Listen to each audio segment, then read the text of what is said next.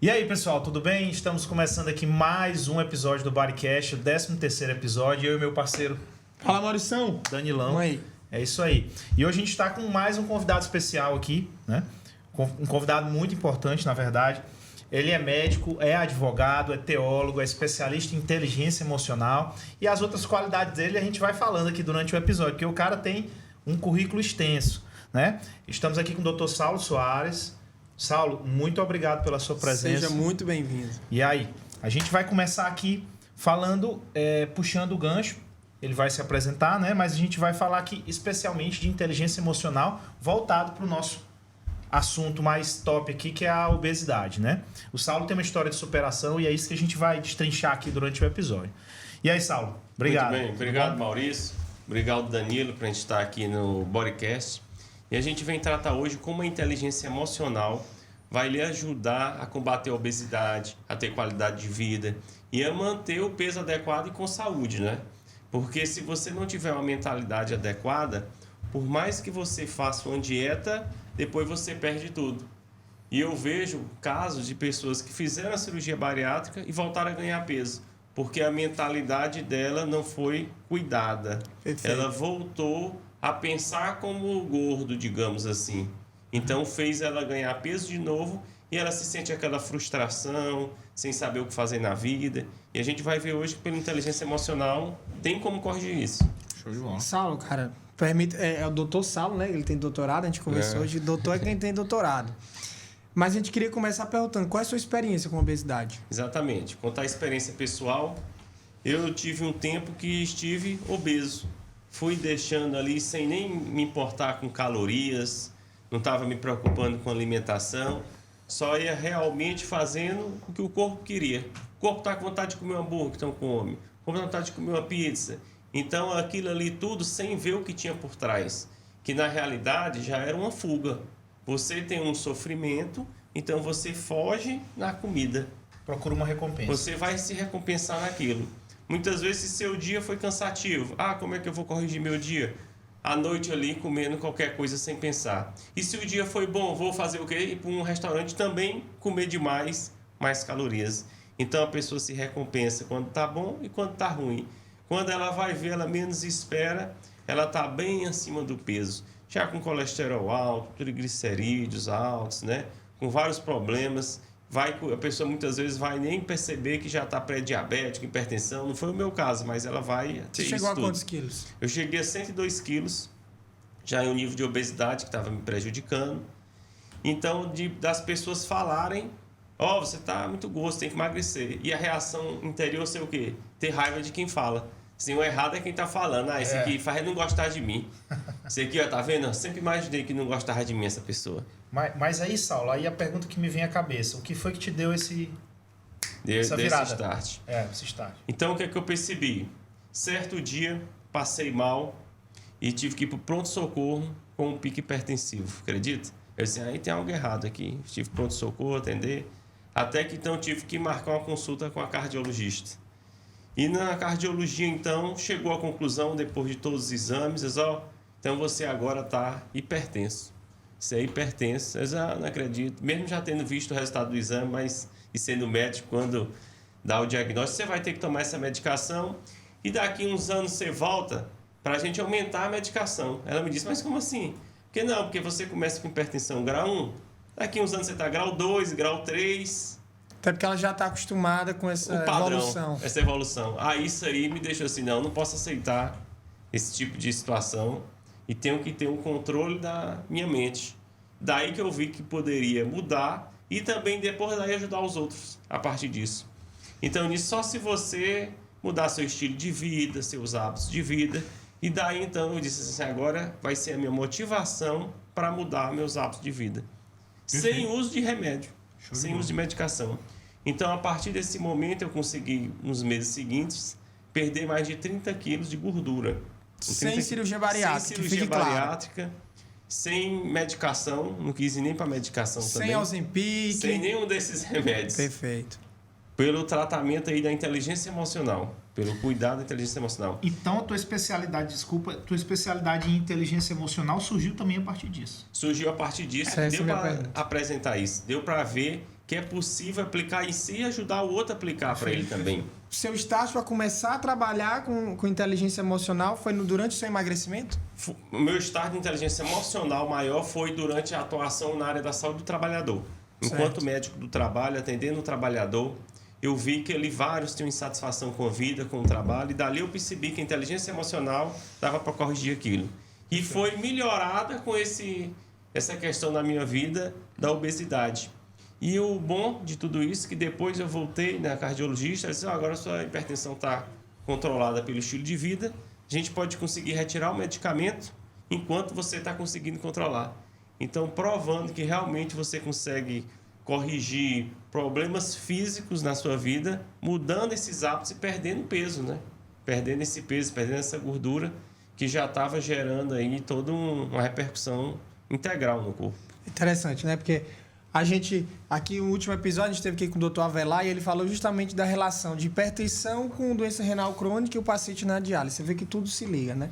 Ele sem cirurgia bariátrica, sem medicação, perdeu a hipertensão, se curou da obesidade, né? A gente sabe que é uma doença crônica, mas no momento está curado da obesidade e livrou o rim dele também, que era uma das coisas que a obesidade Cara, ataca. e o que tu falando aí me chamou muita atenção uma coisa. E que eu percebo no dia a dia, né? A gente também é médico, cirurgião, no caso.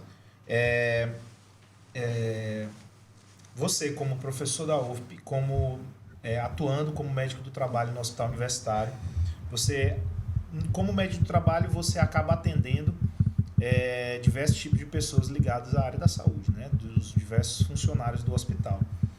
E o quão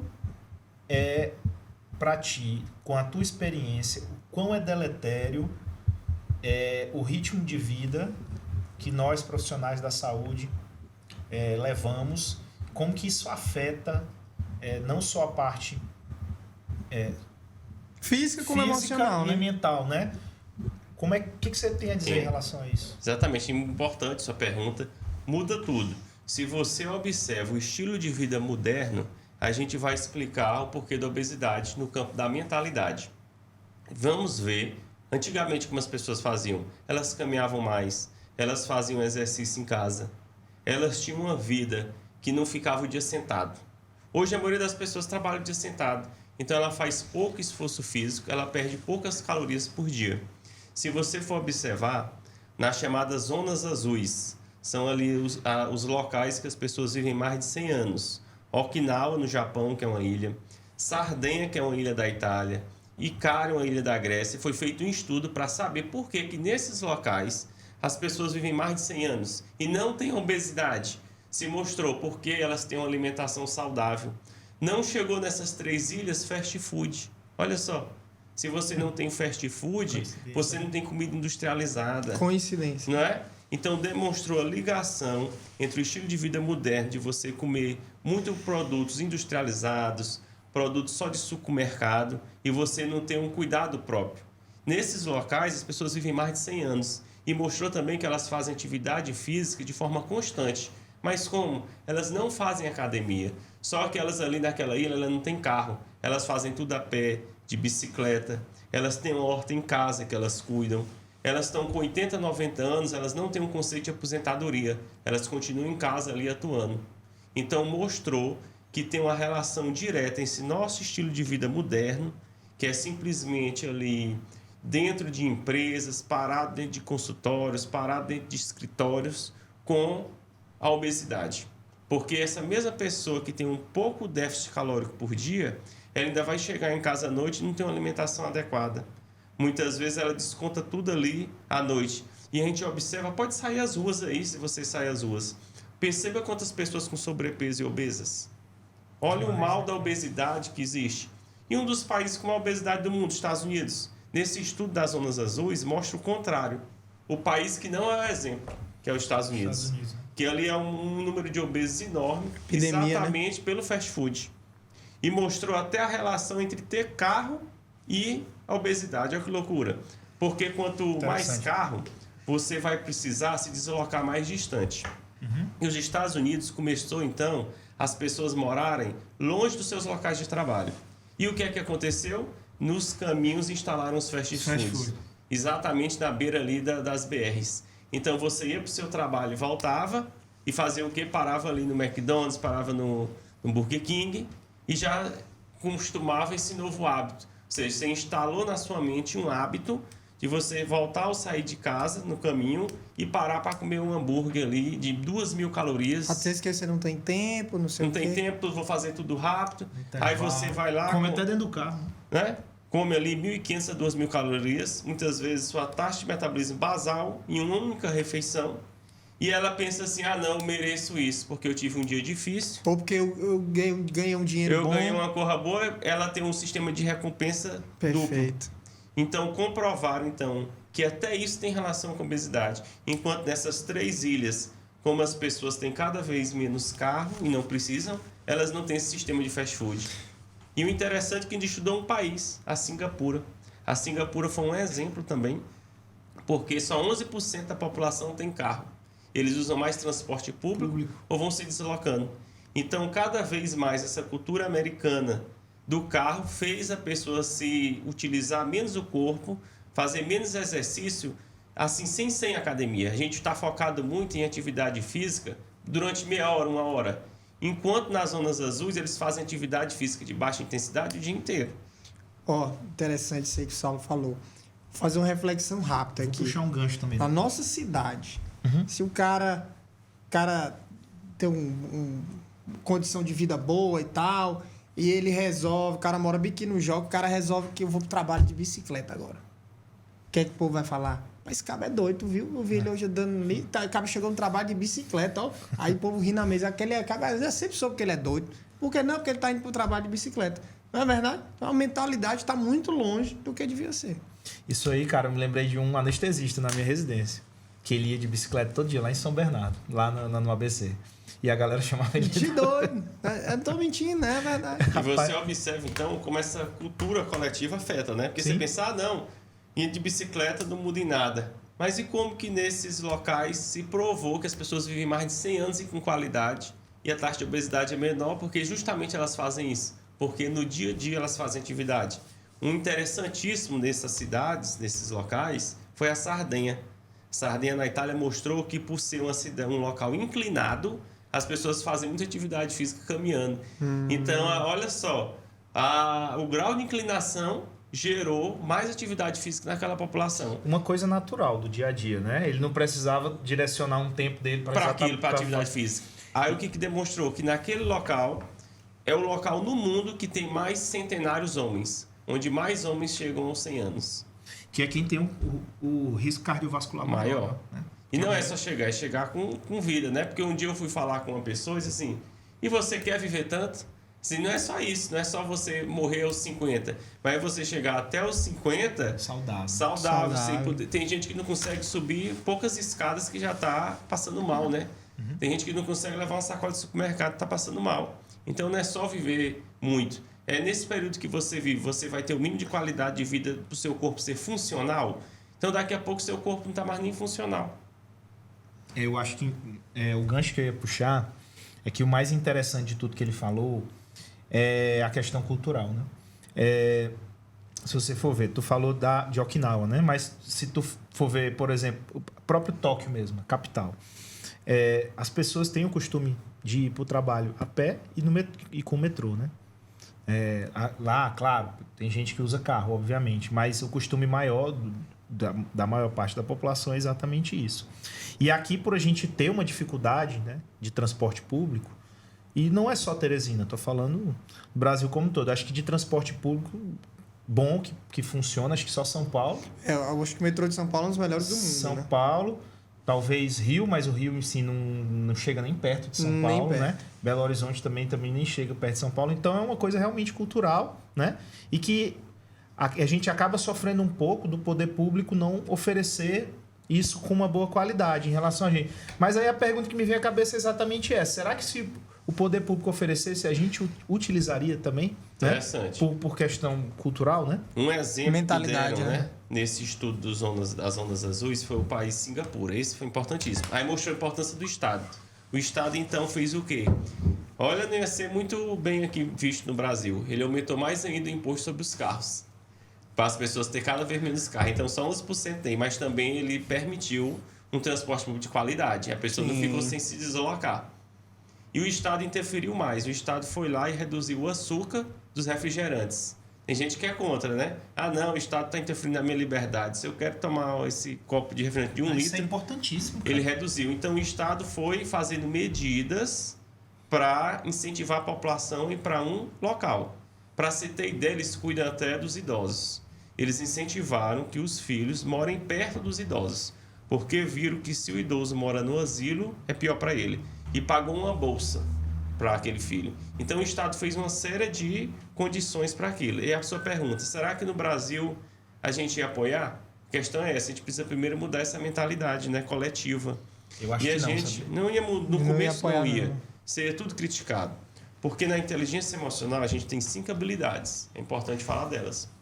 Autoconhecimento, autocontrole, destreza social, empatia e motivação. Olha só. Então, quando você trabalha com inteligência emocional, vamos aqui combater a obesidade.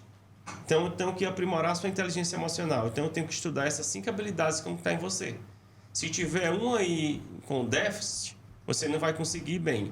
E é algo constante. E tem empatia com você mesmo e com o próximo. Exato. Né? Você tem que ter essa empatia em perceber que pode ter errado um dia. Porque muitas vezes a pessoa errou a alimentação um dia e ela já fica preocupada e recair, ó. Parece que ela tá com um vício em drogas. Ela recaiu. O que foi? Não, comi uma fatia de bolo. Aí ela fica logo 3 dias assim, já que eu comi um dia uma fatia de bolo... Vamos meter a segunda. Vamos a terceira agora, eu vou ficar agora 3 dias e acabar com tudo. Desiste fácil. É, por quê? Ela não aprimorou bem a inteligência emocional. Ela não teve um campo que chama o autocontrole. Primeiro ela não teve autoconhecimento, depois ela não teve autocontrole.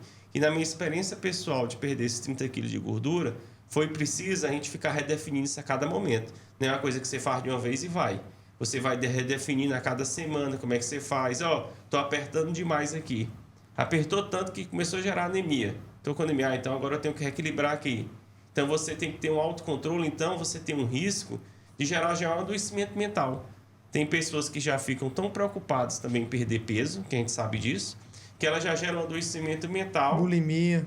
Que ela já não tem um controle. Então é um tema muito arriscado de a gente falar, porque a gente não pode gerar na pessoa um sentido que ela vá adoecer mentalmente daquilo. Por isso que ela tem que fazer com acompanhamento. Isso aí isso aí é o nosso dia a dia do consultório, né? Exatamente isso que ele está falando, né? E é o que a gente bate sempre na tecla aqui nos episódios do Bodycast, é exatamente isso. É o paciente que chega, nunca nem viu o médico na vida, ele já quer chegar operando, já quer chegar... dizer o que quer fazer. Ele já quer dar todas as condutas, entendeu? E ele nunca nem fez acompanhamento, você percebe na consulta que ele não tem esse autocontrole, né? Que ele não tem esse autocontrole, que ele não tem o autoconhecimento, que muitas vezes ele não sabe nem os distúrbios que ele tem, né? Uhum. Então, E aí o resultado ruim, né, Maurício? Isso. E aí quando tem um resultado ruim, culpa o cirurgião ou o endocrinologista. Isso, exatamente. Então, eu acho que isso aí que você está falando isso aí vai gerar corte, hein? Isso aí vai gerar corte pro Instagram. Então, qual é a Que é muito proposta que eu importante. tenho? Que a pessoa que vai fazer seu acompanhamento, faça com o acompanhamento de cirurgião bariátrico, com endocrinologista, faça com médico da saúde mental e tenha um acompanhamento de inteligência emocional. Isso aí ela esquece. Aí você não acompanha inteligência emocional, aí você vai ver o paciente 1, 2, 3, 4 anos depois, ele volta a ganhar todo aquele peso de novo e está cada vez mais triste, porque a alternativa que ele imaginou que tinha já foi feita, que é a cirurgia. E diz, agora eu faço mais o quê? Corro pra onde? Vou para onde? Aí ele tem que correr para a inteligência emocional, para permitir que ele alcance esse autoconhecimento e tenha um autocontrole. Muito que você vai emagrecer, a gente sabe, vai ser a questão do déficit calórico. Sim. Não quer dizer que o déficit calórico você vai emagrecer com saúde, né? Mas as pessoas têm essa dificuldade em conhecer qual a sua taxa de metabolismo basal. Ela não conhece nem qual é. Ela não conhece nem quais são as calorias do alimento que ela está consumindo. Imagina como que ela vai chegar ao final do dia com um déficit calórico se ela não sabe nem calcular quantas calorias tem uma fatia de pizza. Aí ela come lá 6 fatias de pizza. A cada fatia de pizza, geralmente são 250 calorias. Aí quando ela vai ver, olha uma proposta nova que eu tenho. Essa proposta aí pode desagradar. Vamos ver. Interessante isso aí que ele está falando. Então você sugere, rapidão, antes de você falar. Então você sugere que todo mundo que está entrando num programa de emagrecimento, que tem essa ideia de mudança de inteligência emocional, ou de buscar a inteligência emocional para novos hábitos, ela tenha que ter uma mentoria de inteligência uma emocional. mentoria de inteligência Para ajudar a emocional. formar novos hábitos. E saiba a taxa de metabolismo isso. basal. Saber a taxa metabólica basal e ter uma ideia, uma noção De caloria dos de alimentos. caloria dos alimentos do dia a dia dela. E uma proposta nova que eu tenho. Ele vai chegar nesse ponto aí, vai lá. Uma proposta nova. Essa aí já gerou muita repercussão. São duas. Primeiro, foi um estudo britânico que mostrou que seria mais efetivo para toda pessoa controlar a obesidade que existisse não só aquela informação nutricional nos alimentos. Você chega no supermercado, tem lá, a cada 100 gramas, 400 calorias, né? Num frango, em qualquer alimento lá. Você vai ver, todos já tem hoje no supermercado. Sim. Mas olha a proposta dele. O equivalente de calorias em atividade física. Muda tudo isso. Rapaz. Equivalente de calorias em atividade física. No inglês seria PIS. Aí o que seria essa novidade? Do lado da caloria teria assim, caminhada de 3 a 5 quilômetros, tantos minutos. Corrida, tantos minutos. Então você vai saber aquilo que você está comendo para queimar, caminhando seria em 1 hora e correndo seria em 40 minutos.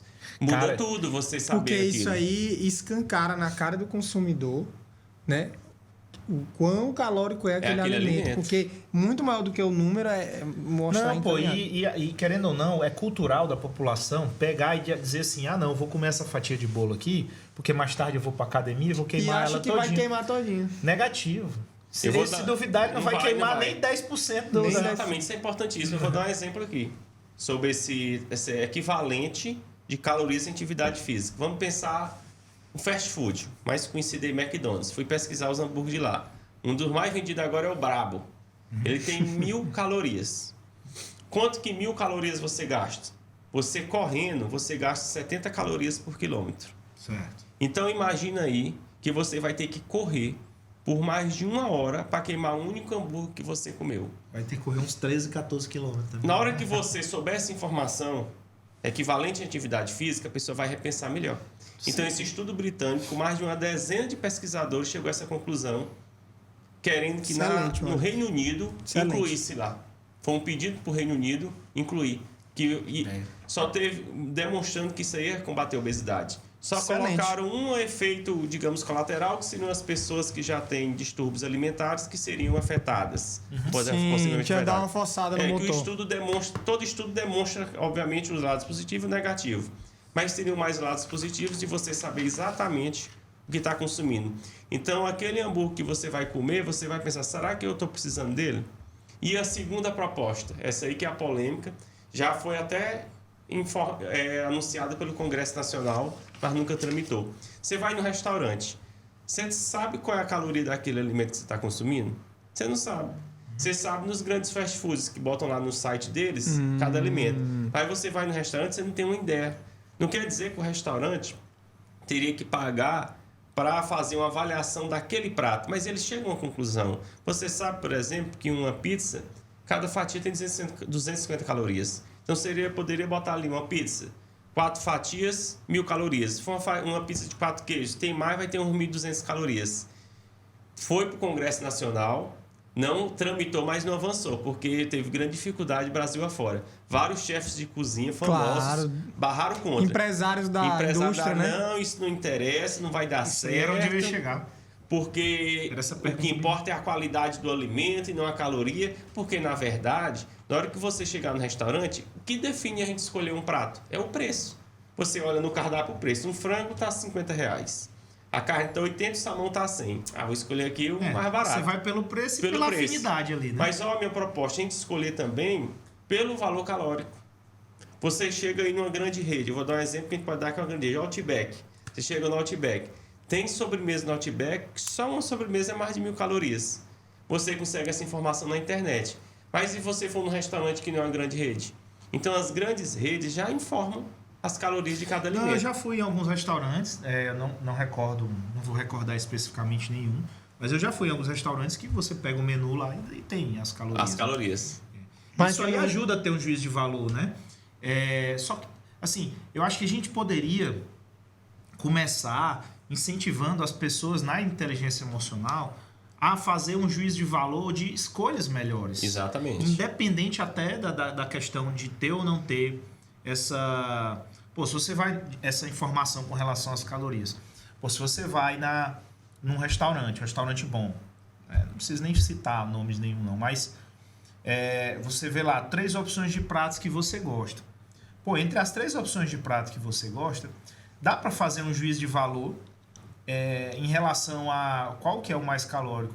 Se você pega lá um bife ancho, vou dar um exemplo, um bife ancho com risoto, e um outro lá que é, sei lá, um salmão com legumes, você consegue fazer esse juízo de valor.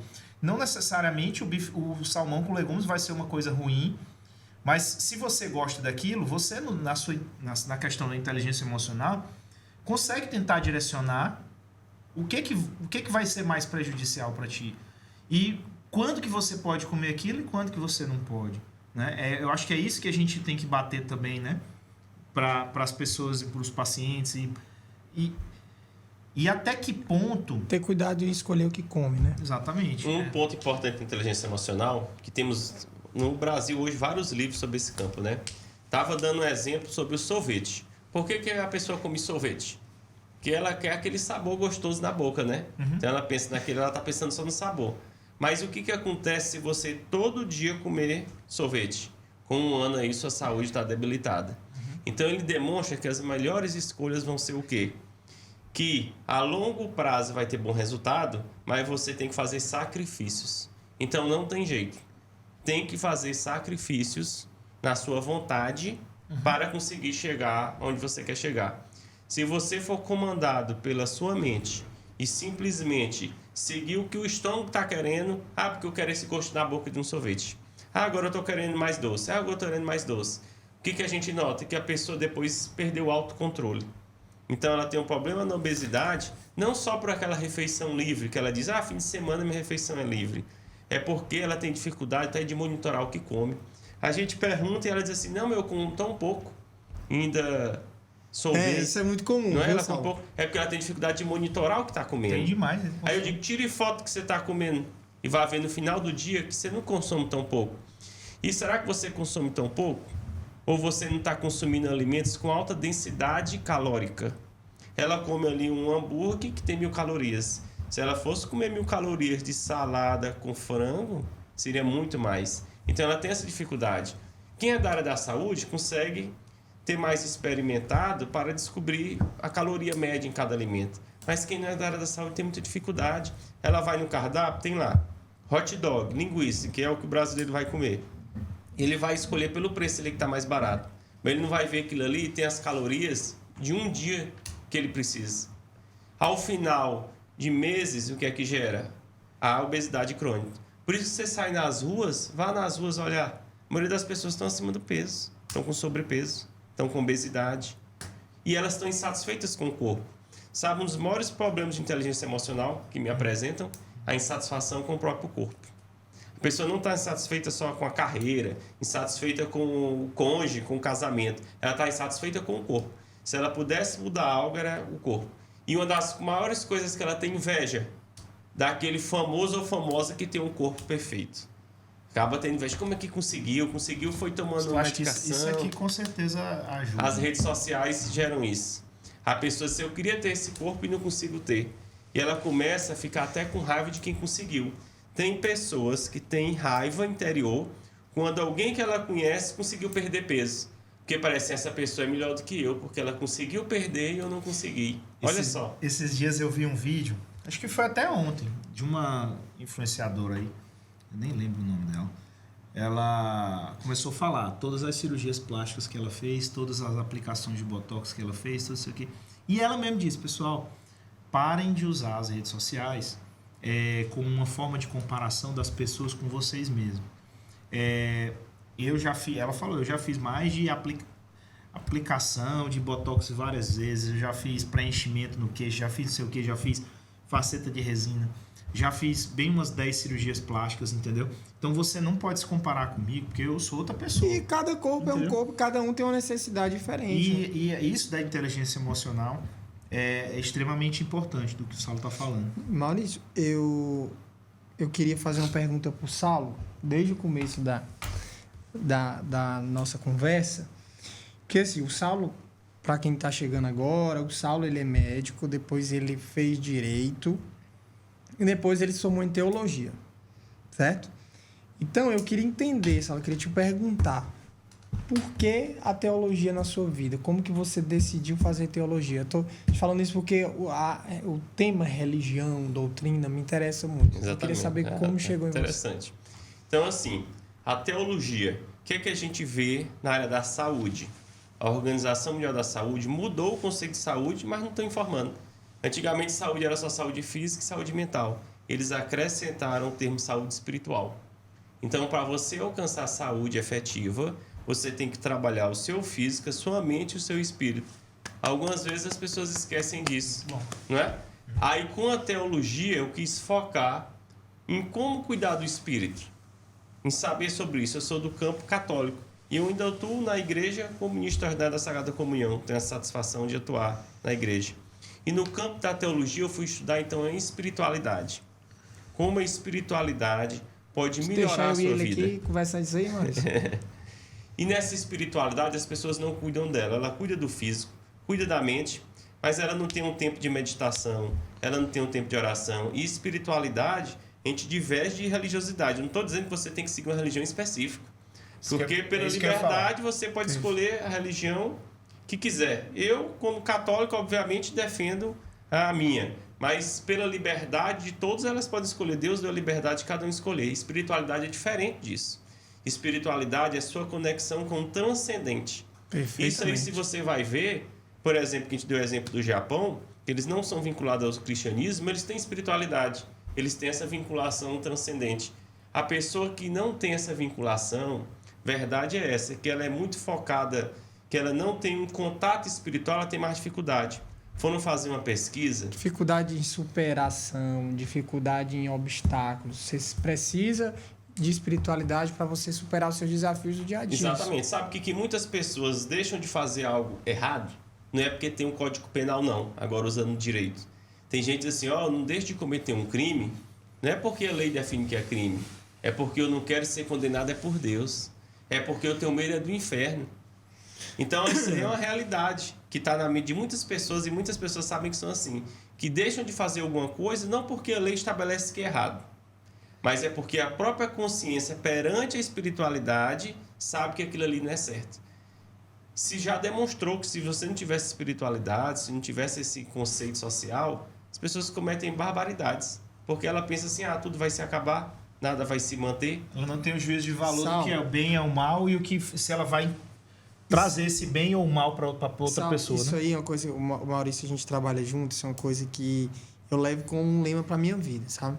Tem muita coisa, você é médico, você sabe, dentro da nossa profissão, ou eu venho aprendendo isso a cada dia em qualquer profissão, seja na advocacia, seja na engenharia, todo lugar tem profissional que para chegar a um sucesso, seja ele financeiro ou na mídia, enfim... Passa por cima. Passa por cima da ética e faz coisas que você sabe que ele não vai ser preso porque ele está fazendo aquilo ali. Mas, eticamente, na hora de botar a cabeça no travesseiro, não é a mesma coisa, entendeu?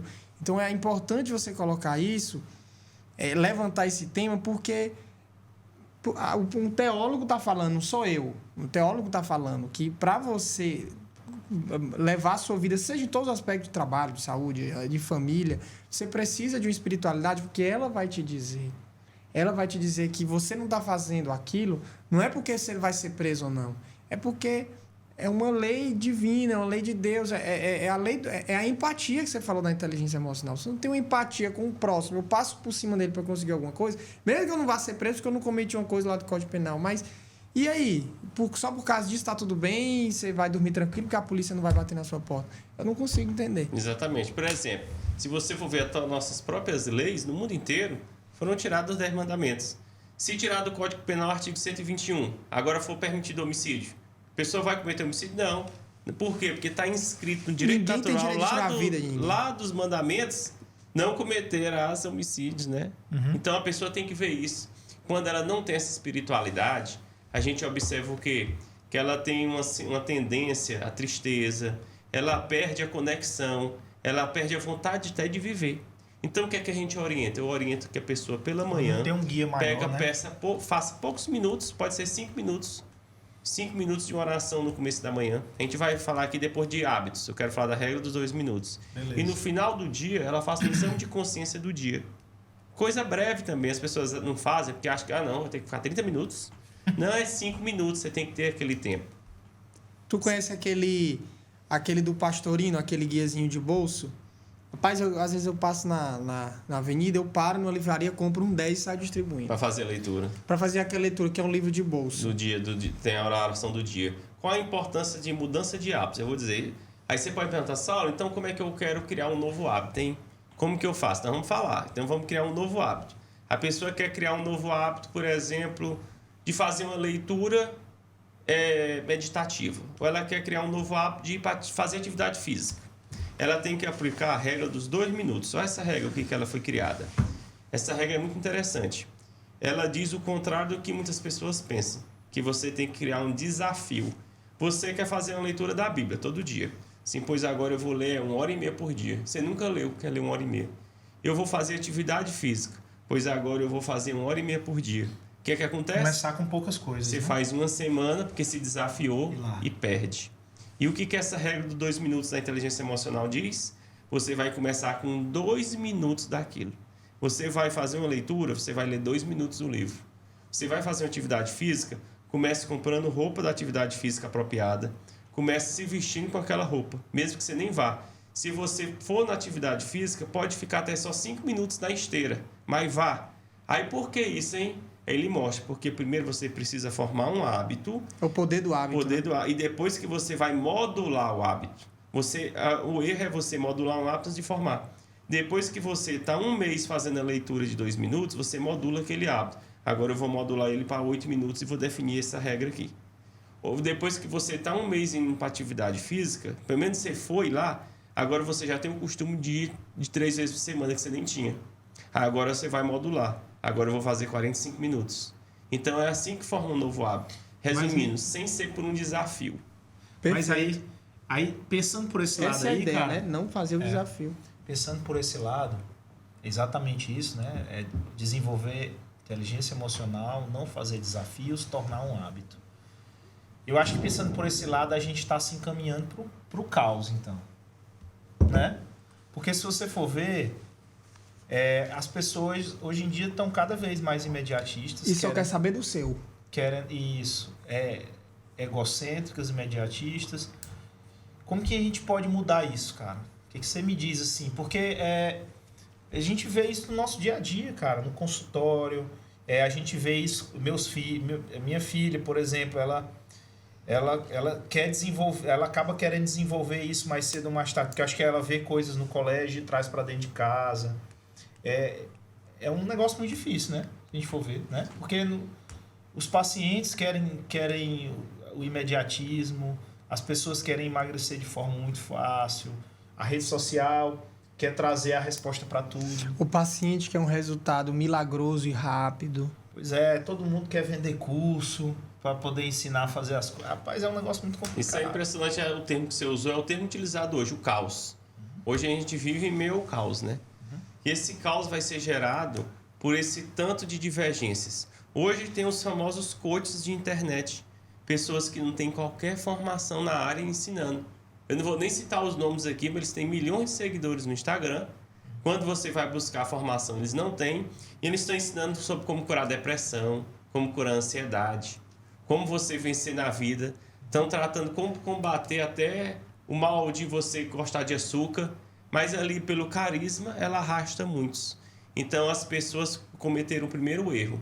Deixar de ouvir quem realmente sabe do que está falando. Ela vai simplesmente pela oratória daquela pessoa. O que é que eu digo? Algumas vezes, as pessoas antes, falso médico. Ela botava um jaleco, entrava no hospital e atendia no consultório. Hoje, o que é que acontece? Tem coaches que não se dizem médicos, mas estão querendo entrar no campo da área da saúde. Olha só o que surgiu com as redes sociais. Saiu aquele profissional que fazia aquele crime e entrar no consultório sem ser. Ele se diz coach, só que ele, na verdade, está muito mais que coach. Ele está querendo ensinar na área da saúde. Ele está querendo ensinar o que as pessoas mais precisam. Se você vai ver os principais coaches, o que eles vão ensinar? Eles vão ensinar como ficar rico, né? Como você ter um corpo perfeito, como você ter um casamento perfeito e como você viver uma vida linda. E eles criam essa fantasia, fazem um curso presencial ali, vendem, a pessoa vai assistir aquele imersão de um fim de semana naquela ilusão daquilo ali. Só que ela não busca a formação dela. Quando você está com problema cardiológico, você não busca a formação e vai no cardiologista? Não busca formação. Você não vai na formação e não vai no cirurgião bariátrico? Não busca aprender com os erros, né? E por que a pessoa vai buscar no campo da inteligência emocional quem não tem nenhuma formação na área da saúde? Eu fico abismado com o Brasil. Os principais nomes da área, com 8 milhões de seguidores, 7 milhões de seguidores, estão falando do que ouviram dizer.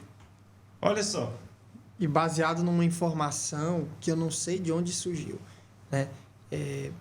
Uma coisa que ele me falou que me chamou muita atenção. Eu acho que a pandemia, ela mexeu muito com a saúde emocional das pessoas, em todos os aspectos. E para nós, temos 3 médicos aqui, nós sentimos muito na pele como nós fomos invadidos na nossa profissão, né? Foi uma coisa que até hoje eu percebo. Eu me lembro que, por exemplo, eu tive Covid em 2020, quando ninguém sabia de nada ainda, bem no comecinho da pandemia, sabe? Que aí ficava aquele desespero, ninguém sabia, tomava azitromicina, ivermectina, não sei o que mais lá. Aí hoje, tantos anos depois, poucos anos depois, a gente já sabe já tem uma noção do que é, mas até hoje eu escuto pessoas que falam, não, pessoas que não são nem da área da saúde, não, você está errado. Você precisa tomar ivermectina, sim. Porque é ela que me curou, é ela que... Então, assim, veja bem a saúde emocional aí da pessoa. Porque, poxa, a única coisa que a gente faz da vida é estar em hospital. Eu trabalhei na pandemia, eu trabalhei como cirurgião na pandemia. Mas eu tinha que... Uma intubação difícil, eu tinha que ir lá. Uma traqueostomia, eu tinha que ir lá. Então, eu trabalhei todos os dias da pandemia. Eu estava dentro de um hospital em São Paulo, onde a pandemia explodiu daquela forma que todo mundo viu. Eu nunca tive comprovação nenhuma dessas coisas que as pessoas falam, mas eu tenho que ouvir no meu consultório ela me falar que não, que eu estou errado, porque aquilo ali é que funciona mesmo, a azitromicina e a ivermectina. E não vale a pena discutir, né, cara? Então, isso aí apresenta por que, então, que esses coaches que não têm formação têm tantos seguidores. Porque quem segue pensa igual ele, né? Isso. Pensa igual ele. Não precisa mais hoje ter conhecimento nenhum, tem formação nenhuma. Mas olha que interessante, esses principais coaches dizem assim, não faça mais nem faculdade hoje em dia. Vixe, não faça nem universidade. Faça meu curso. Aí eles são contra. Pega mas pesado. por que realmente eles dizem para você não foi à universidade? Porque eles não têm. Eles não têm. Então eles não vão dizer para você ter o que eles nem têm. Olha que interessante. E essa é a sua pergunta do caos. Como a gente vai corrigir o caos? É cuidando aí do que o Danilo perguntou, espiritualidade. Então, se você não corrige o caos, você fica só no material. Você vive o mundo material, você fica só nessa loucura do dia a dia e se desespera. A pessoa que vive no caos, aqui na questão da obesidade, ela não vai ter autocontrole. Porque a cada momento ela não sabe, ao final do dia, mais ou menos quantas calorias consumiu. Você tem que ter esse autocontrole e esse autoconhecimento. Se você, como eu estava naquela época, eu não tinha noção nenhuma, era o que eu queria. E veio muito, sabe o quê? Com esse aplicativo de pedir comida na internet. Esse aplicativo de pedir comida fez as pessoas, né, cara, pensar assim, qual é o melhor? Comer aquela comida ali em casa que sobrou do almoço? Eu quero uma coisa nova. Então, fez o quê? Sabe o quê? Eu vou falar uma coisa nova agora, a dopamina. A dopamina é um neurotransmissor que faz você, muito estudado na inteligência emocional, sim, querer sempre buscar o mais, querer a caça. Ela está envolvida lá no adultério, que é a pessoa querer caçar outra pessoa, e está envolvida aqui no estômago, hein? E está envolvido no uso de droga. No uso de droga, tudo é dopamina. É recompensa, né, cara? Sistema de recompensa. Então você chega e diz assim, agora eu tenho tudo na minha mão. Eu tenho pizza, tenho sushi, tenho hambúrguer, eu tenho todas as cozinhas que eu quiser na minha mão. Então a pessoa fica viciada naquilo ali, em pedir aquilo. Aí ela perde o autocontrole. Muitas vezes ela até se endivida. Ela passa só no cartão de crédito, deixa para outro mês e vai se endividando. E ela de manhã, ela diz assim, hoje nós não vamos comer. Ela diz, né, em casa... Virou até meme na rede social. Virou até meme, vira para a esposa. Se você pegar os Reels e ficar passando assim no Instagram, você vê um monte de meme, né? Então, o que é quem trabalha com inteligência emocional? Você vai dar uma palavra para você e vai seguir. Se você botou no seu alarme que vai acordar às 5 da manhã, você não vai usar a soneca. Porque não foi você que definiu que era 5? Se você usar a soneca, você está perdendo para você mesmo. Porque você definiu ontem que era 5 da manhã e botou soneca mais 10 minutos. Você acabou de perder. Então, não. Você vai definir a hora certa. Se você disse de manhã com sua esposa, hoje nós não vamos pedir comida, você não vai, não. Aí chega a noite, não, vamos pedir.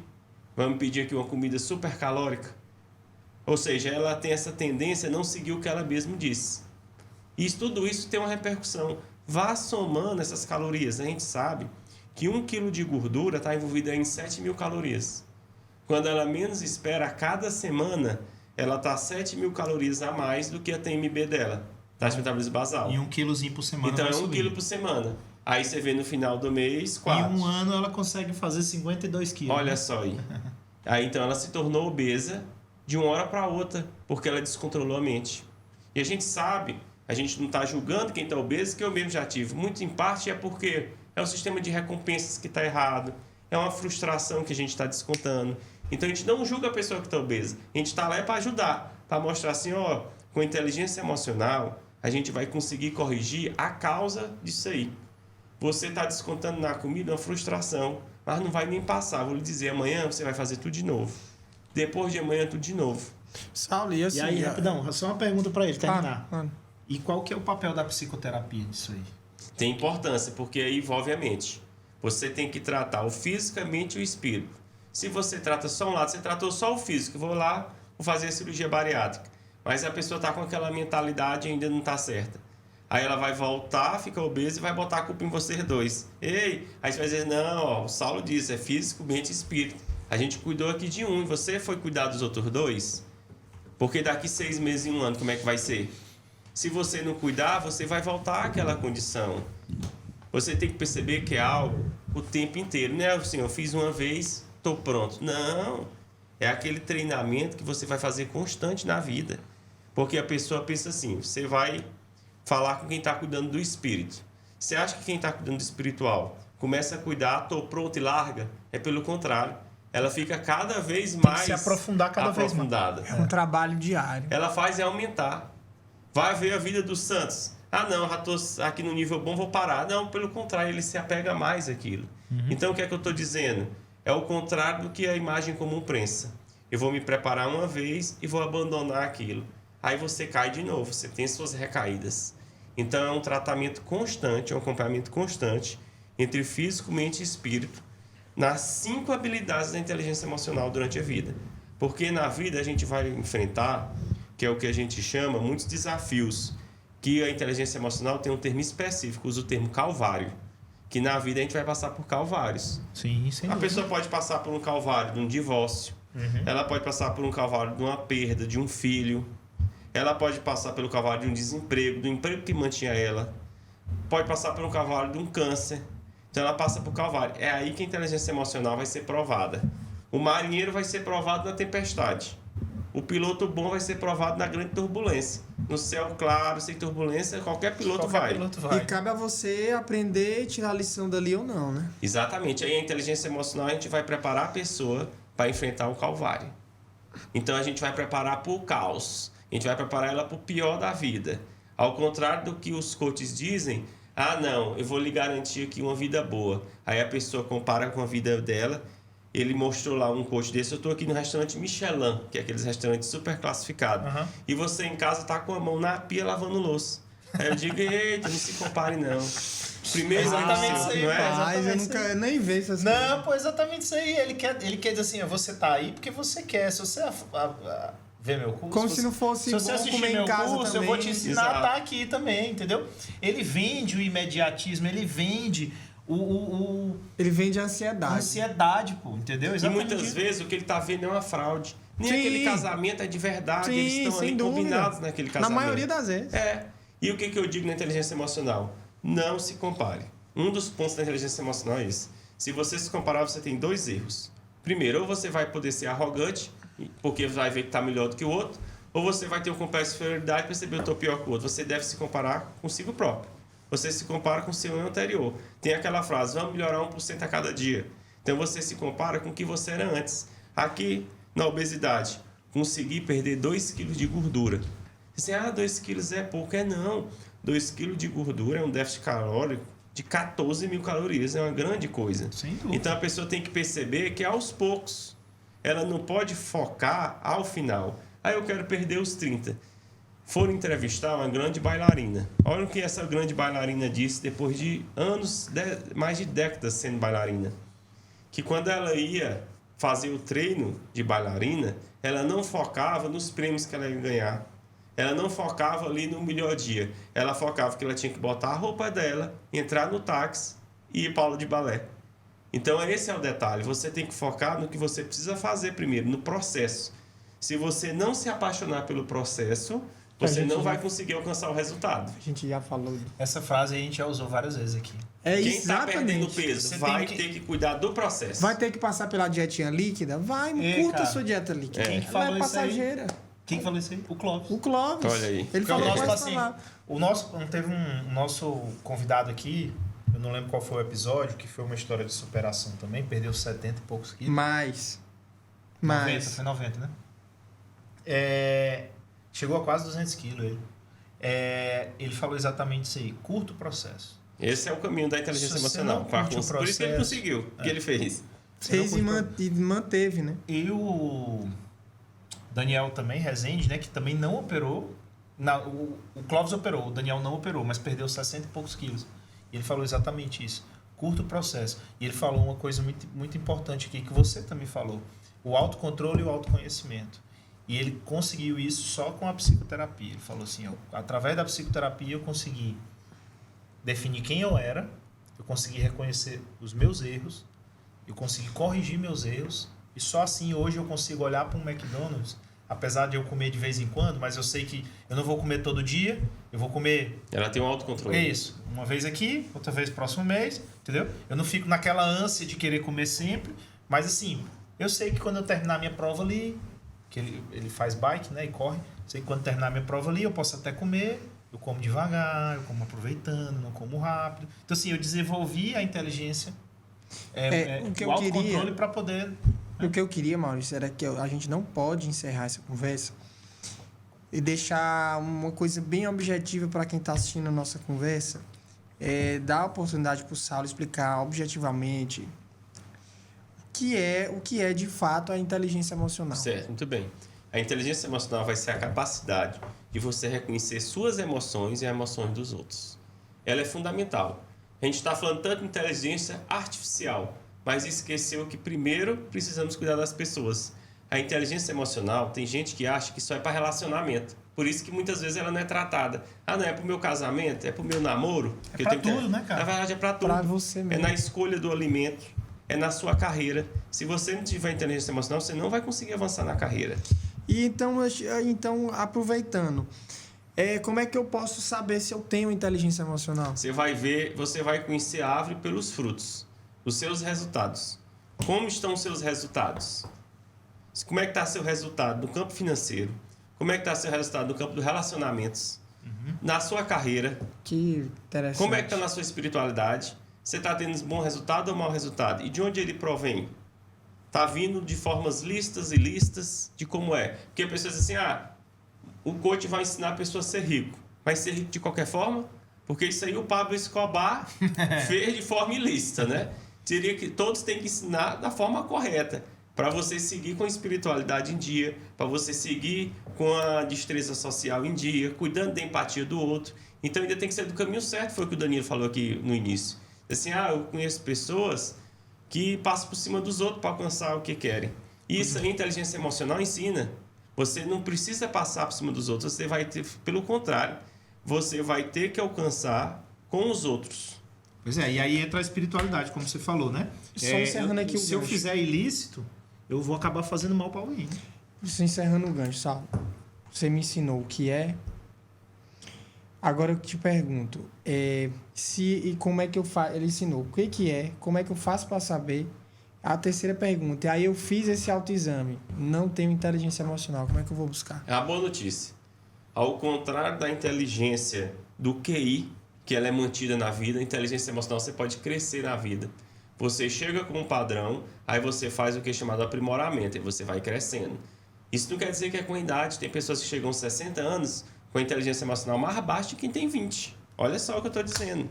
Isso não se refere à idade.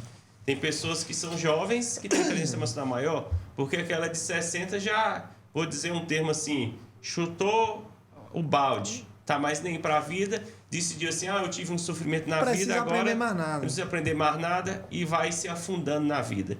Aí vai se endividando, é divórcio, é tudo dando errado na vida. Ladeira abaixo. Ladeira abaixo, porque quando você começa a ladeira, a tendência é seguir ladeira abaixo se ninguém lhe ajudar, se você não tiver um autoconhecimento. Perfeito. Então, como que você consegue melhorar? Com o aprimoramento de mentorias de inteligência emocional com quem tem ciência nisso. A maioria das pessoas estão procurando os coaches de internet. Elas chegam à conclusão. Sabe quem é o nosso maior público? Felizmente, o nosso maior público são as mulheres de inteligência emocional, porque a mulher tem uma maior capacidade de reconhecer que ela precisa de ajuda. O homem tem mais dificuldade de se cuidar. A gente sabe disso. O homem frequenta menos os hospitais. O homem frequenta menos o médico.